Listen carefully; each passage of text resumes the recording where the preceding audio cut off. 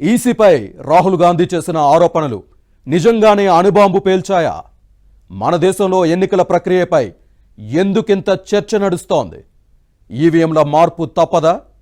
గెలిచినప్పుడు ఒకలా, ఓడినప్పుడు మరోలా రాజకీయ పార్టీలు స్పందిస్తున్నాయా?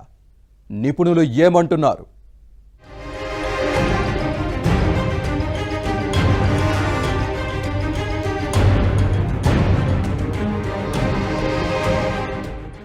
బీహార్ అసెంబ్లీ ఎన్నికలు దేశ రాజకీయాలను హీటెక్కిస్తున్నాయి. బీహార్లో అసెంబ్లీ ఎన్నికలకు ముందు ఓటర్ల జాబితా సవరణ రాజకీయ దుమారం రేపుతోంది.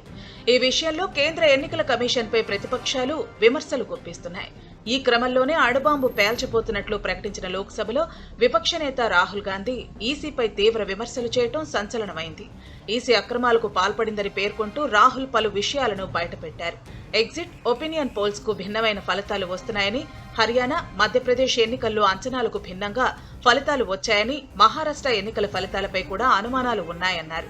కర్ణాటకలోనూ అక్రమాలకు పాల్పడ్డారని, ఒక్క బెంగళూరు సెంట్రల్ నియోజకవర్గంలోనే 11,965 నకిలీ ఓట్లు ఉన్నాయని, అటు మహాదేవపురంలోనూ అక్రమాలు జరిగాయని, అక్కడ 40,000 నకిలీ ఓటర్లు ఉన్నాయన్నారు.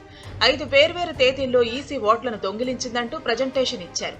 మహారాష్ట్ర, హర్యానా ఎన్నికల్లో పోలింగ్ కు సంబంధించిన సీసీటీవీ ఫుటేజ్ ను మాయం చేశారని మండిపడ్డారు. బీజేపీకి లబ్ధి చేకూర్చడానికే ఈసీ ఆగమేఘాల మీద ఓటర్ల జాబితాను సవరిస్తోందంటూ రాహుల్ తీవ్ర ఆరోపణలు చేశారు. अगर इलेक्शन कमीशन बीजेपी की पूरी मदद कर रहा है, ये 2 मिनट का काम है, ये 5 मिनट भी नहीं लगेंगे, राइट? तो now the ball is in the election commissions court. Give us the data. उन्होंने ये क्यों नहीं बोला कि हम इलेक्ट्रॉनिक डेटा दे रहे हैं राहुल गांधी को, हम सीसीटीवी फुटेज दे रहे हैं राहुल गांधी को? वो क्यों नहीं बोला? So out of 6,50,000 total votes in the assembly of Mahadevapura, 1,250 votes was stolen. కేంద్ర ఎన్నికల సంఘంపై రాహుల్ గాంధీ తీవ్రస్థాయిలో ఆరోపణలు చేయటం హాట్ టాపిక్ గా మారింది. దీంతో రాహుల్ గాంధీ చేసిన ఆరోపణలపై కేంద్ర ఎన్నికల సంఘం తీవ్రంగా స్పందించింది. రాహుల్ వ్యాఖ్యలు ప్రజలను తప్పుతో పట్టించేలా ఉన్నాయని, ఆయన తన ఆరోపణలపై నమ్మకం ఉంటే ప్రమాణపూర్వకంగా ఫిర్యాదు చేయాలని స్పష్టం చేసింది. రాహుల్ చెప్పేది నిజమే అయితే కర్ణాటక ఎన్నికల అధికారికి ప్రమాణ స్వీకార పత్రం సమర్పించాలని, అవసరమైన చర్యలు తీసుకుంటామంది. ఒకవేళ తన ఆరోపణలపై రాహుల్ కి నమ్మకం లేకపోతే అర్ధరహితమైన అభిప్రాయాలకు రావటం, ప్రజలను తప్పుదోవ పట్టించడం మానుకోవాలంటూ ఈసీ హితవు పలికింది.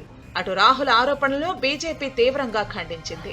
రాహుల్, ఆయన బృందం చేస్తున్న వాదనలు నిరాధారమైనవని, రాజకీయ ప్రేరేపితమైనవని విమర్శించింది.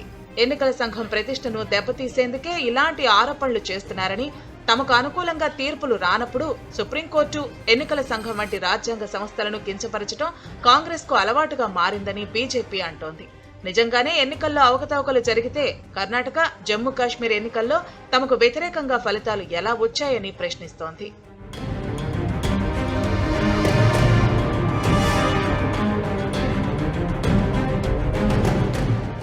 నిజానికి కొన్ని సంవత్సరాలుగా దేశంలో ఎన్నికల ప్రక్రియ, ఈవీఎంల భద్రతపై తీవ్ర స్థాయిలో చర్చ సాగుతోంది.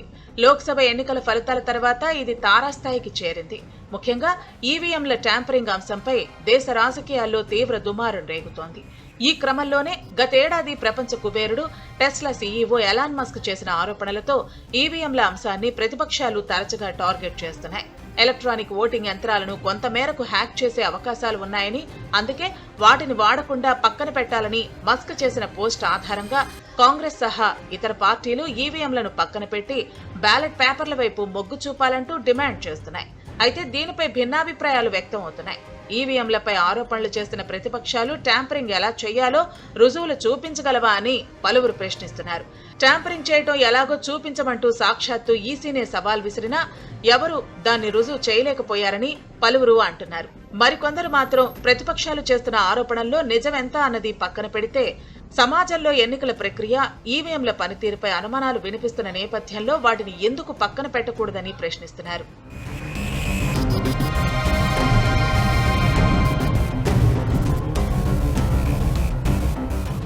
కాగా ఎన్నికల్లో ఓడిపోయిన పార్టీలు ఈవీఎంలను సాకుగా చూపుతున్నాయన్న అభిప్రాయాలు కూడా వినిపిస్తున్నాయి. గెలిచినప్పుడు తమ ఘనతగా, ఓడినప్పుడు ఈవీఎంల తప్పుగా చూపిస్తున్నాయంటున్నారు. బీజేపీ, కాంగ్రెస్ సహా ప్రాంతీయ పార్టీలు సైతం ఇదే పంథాను అనుసరిస్తున్నాయన్న అభిప్రాయాలు వ్యక్తమవుతున్నాయి. బ్యాలెట్ పేపర్ ఓటింగ్ కి అమెరికాను ఉదాహరణగా చూపిస్తున్నారని, కానీ మన జనాభాతో పోలిస్తే మన జనాభా చాలా ఎక్కువని, అలాంటప్పుడు మన దేశంలో బ్యాలెట్ పేపర్లతో ఎన్నికలు నిర్వహించడం కష్టసాధ్యమన్న వాదనలు వినిపిస్తున్నాయి. ప్రపంచమంతా టెక్నాలజీతో దూసుకుపోతుంటే అత్యంత వేగంగా ఫలితాలనిచ్చే ఈవీఎంల వ్యవస్థను కాదని, బ్యాలెట్ పేపర్ల వైపు మొగ్గు చూపడం సమంజసం కాదన్న అభిప్రాయాలు వ్యక్తమవుతున్నాయి. అయితే మన ఎన్నికల ప్రక్రియ, ఈవీఎంల పనితీరుపై వస్తున్న ఆరోపణల్లో నిజానిజాలు ఎలా ఉన్నా ప్రస్తుతం దేశ రాజకీయాల్లో ఈ అంశం మాత్రం ఇప్పుడు పొలిటికల్ హీట్ ను బాగా రాజేస్తోంది.